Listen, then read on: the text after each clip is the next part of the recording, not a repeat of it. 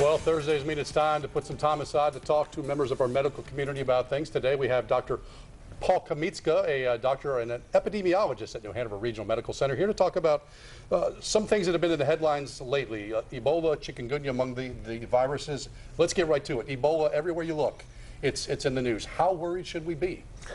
Well, I think we should be cautious. I think the likelihood of a widespread outbreak here in the United States would be small.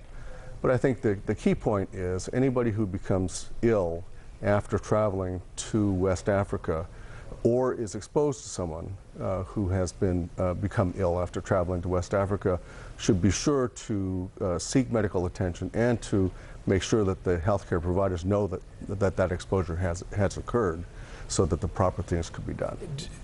As a physician, is it one of those things where it's just a matter of time before this does make its way through a flight, and that it is in this country? I think that's probably true, that it is just a matter of time with air travel as it is these days. But hopefully we will be able to recognize it early and then mitigate the problem that way. And things that I've been reading about this is, I think one of the benefits that we have here in our society is the advances. You know, a lot of the communities that this is hitting in Africa, so remote, so poor, Correct. that you can get things and you can really attack them from many different angles. Right. Well, this virus is spread from person to person via body fluids, so things like urine or sweat, even blood, etc., and saliva. So long as you avoid direct exposure with those, it should not transmit.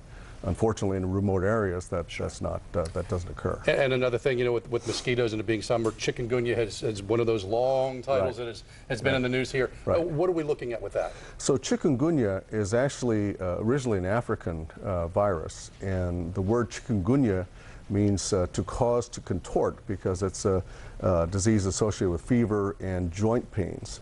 But it's not, unlike Ebola, it is not contagious from person to person. You can only get it if you get bitten by mosquitoes.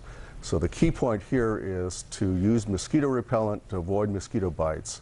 And also, if you do develop chikungunya, that for the first week of illness, to make sure that you don't get mosquito bites, because that's how mosquitoes acquire the infection. Then it would transmit throughout the community. It's good things to know, especially with these things being so glaring in the headlines these days, that we know that obviously there are things that prevention and care for these things as well. So, Doctor, I appreciate the time.